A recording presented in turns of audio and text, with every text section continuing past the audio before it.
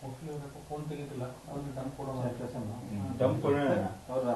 ತೆಗಿಲಿಂದ danger ಅಲ್ಲ ಬೇರೆ ಕಡೆ ಹೋದ್ರ ಅಂತ ಅವ್ರಿಗೆ ಕಮರ್ಷಿಯಲ್ ಸರಿ ಸರಿ ಶುರು ಮಾಡೋಣ. ಇತ್ತೀಚಿನ ಕರ್ನಾಟಕ ರಾಜ್ಯದ ಚುನಾವಣೆ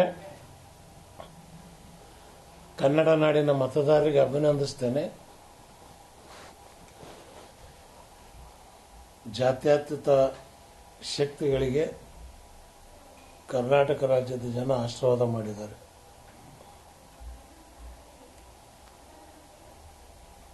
ಸನ್ಮಾನ್ಯ ಕುಮಾರಸ್ವಾಮಿ ಅವರು ನನ್ನ ಅಧ್ಯಕ್ಷಗಿರಿ ತೆಗೆದಾಗಲೇ ಹೇಳಿದ್ದೆ,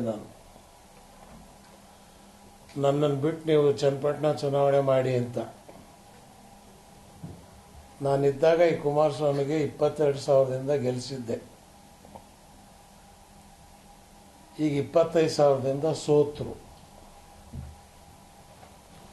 ಪಾಪ ಅವರೇನು ಸ್ಟೇಟ್ಮೆಂಟ್ ಕೊಟ್ಟಿಲ್ಲ, ಮಗನ ಕೈಯೆಲ್ಲ ಕೊಡ್ಸವ್ರೆ. ಒಂದು ಸಮುದಾಯದವ್ರು ಕೊಟ್ಟಿಲ್ಲ. ಅಪ್ಪ ನಿಖಿಲ,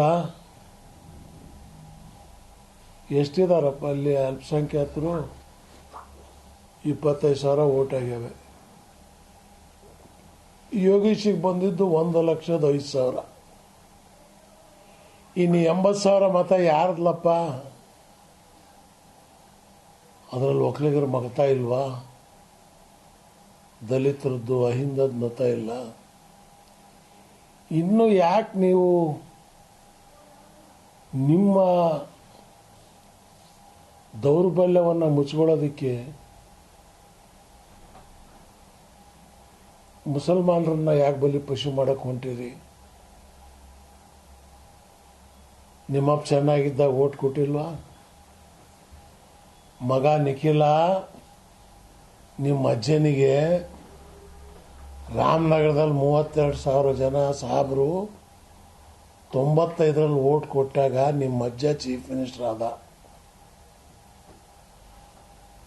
18 ಸೀಟು ಪಾರ್ಲಿಮೆಂಟಿಗೆ ಗೆಲ್ಲಿಸಿದ್ರು. ನಿಮ್ಮ ಅಜ್ಜ ಪ್ರೈಮ್ ಮಿನಿಸ್ಟರ್ ಆದರು. ಮರ್ತ್ಬಿಟ್ಟೇನಪ್ಪ? ನೀನಿನ್ನೂ ಹುಟ್ಟಿಲ್ಲ ಅಂದಂಗೆ ಕಾಣತ್ತ. ಆವಾಗ ಬೆಳೆಯೋ ಹುಡುಗ ನೀನು. ಕರ್ನಾಟಕ ರಾಜ್ಯ ಇದು ಬಸವಣ್ಣನ ನಾಡು. ಕೆಂಪೇಗೌಡರು, ಬಾಬಾ ಸಾಹೇಬ್ ಅಂಬೇಡ್ಕರ್, ಕನಕದಾಸರು ಪರಿವರ್ತನಾಕಾರ ನಾಡಿದು. ಈ ನಾಡಿನಲ್ಲಿ ಸರ್ವರಿಗೂ ಸಮಪಾಲು, ಸರ್ವರಿಗೆ ಸಮಬಾಳು. ಇದು ಹೇಳೋರಿಗೆ ಮಾತ್ರ ರಾಜಕಾರಣದಲ್ಲಿ ಉಳಿಯೋದಕ್ಕೆ ಸಾಧ್ಯ. ನನಗೆ ಗೊತ್ತ ಮಟ್ಟಕ್ಕೆ ನಿಮ್ಮ ಅಜ್ಜನಿಗೆ ಕರ್ಕೊಂಡು ಹೋದದ್ದು, ನಿಮ್ಮ ಅಪ್ಪನಿಗೆ ಕರ್ಕೊಂಡು ಹೋದದ್ದು ಅಮಿತ್ ಶಾ ಹತ್ರ ನೀನೇ ಅಲ್ವೇನಪ್ಪ? ನನ್ನನ್ನು ಹೇಳಲಾರ್ದೆ ಕೇಳಲಾರ್ದೆ ಹೋದ್ರಿ. ನಾನು ಅಧ್ಯಕ್ಷ ಅವತ್ತು ಪಾರ್ಟಿದು. ಈಗಲೂ ನಾನೇ ಅಧ್ಯಕ್ಷ. ನಿಮ್ಮ ಅಜ್ಜ ಅಫಿಡೇವಿಟ್ ಹಾಕೋರು ಹೈಕೋರ್ಟ್ನಲ್ಲಿ, ಅವ್ರಿಗೆ ತೆಗೆಯಲ್ಲ ಅಂತ ಲಾಯರ್ ಹೊಳ್ಳನ ಕೈಯಲ್ಲಿ ಹಾಕ್ಸವ್ರೆ. ಅದಿರಲಿ, ಇವತ್ತು ನಿಮಗೆ ಬೆಳೆಯೋ ಹುಡುಗ ನೀನು. ನಿನ್ನ ಪ್ರೆಸ್ ಕಾನ್ಫರೆನ್ಸ್ ನೋಡಿ ನನಗೆ ಅಯ್ಯೋ ಅನ್ನಿಸ್ತು. ಈ ಚಿಕ್ಕ ವಯಸ್ಸಿನಲ್ಲಿ ಆಗಬಾರ್ದಾಗಿತ್ತು.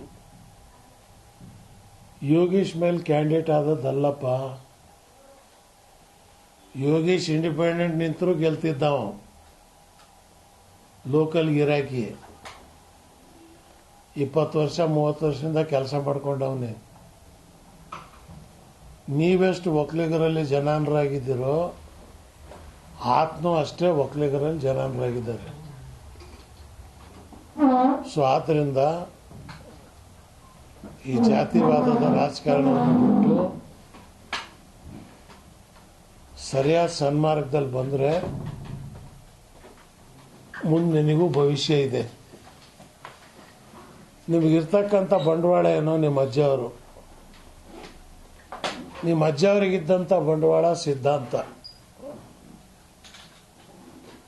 ಅದು ಅವರು ಯಾವಾಗ ಬಲಿ ಕೊಟ್ಟರು 32 ಕಡೆ ಕರ್ಕೊಂಡೋಗಿ ಅವ್ರಿಗೆ ಭಾಷಣ ಮಾಡಿಸಿರಿ ನೀವು.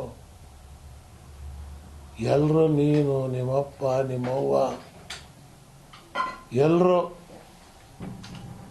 ದುಡ್ಡು ನೀವು ಖರ್ಚು ಮಾಡಿದ್ರೆ ಅವರು ಖರ್ಚು ಮಾಡಿದ್ರು. ಇದರಿಂದ ಏನಾಯ್ತು ಅಂದರೆ ಕರ್ನಾಟಕ ರಾಜ್ಯದಲ್ಲಿ ಪ್ರತಿ ಕ್ಷೇತ್ರದಲ್ಲೂ ಜನ ದೇವರಿಗೆ ಪ್ರಾರ್ಥನೆ ಮಾಡ್ತಿದ್ದಾರೆ, ಪರಮಾತ್ಮ ನಮ್ಮ MLA ಸಾವು ಕೊಡೋ, ಇವನ್ ಸತ್ರ ಬೈ ಎಲೆಕ್ಷನ್ ಬಂದ್ರೆ ನಮಗೂ ದುಡ್ಡು ಸಿಗತ್ತೆ ಅಂತ. ಒಂದು ಓಟಿಗೆ 2,000 5,000 ಎರಡೂ ಪಾರ್ಟಿ ಜನ ಪ್ರಾರ್ಥನೆ ಮಾಡ್ತಿದ್ದಾರೆ, ನಮ್ಮ MLA ಸತ್ರ ಸಾಕು, ಇಲ್ಲೂ ಬೈ ಎಲೆಕ್ಷನ್ ಆದರೆ ಅಕ್ಕಿ ಮೂಟೆ, ಬೆಳ್ಳಿ ಬಟ್ಲು, ಮೂಗುತಿ,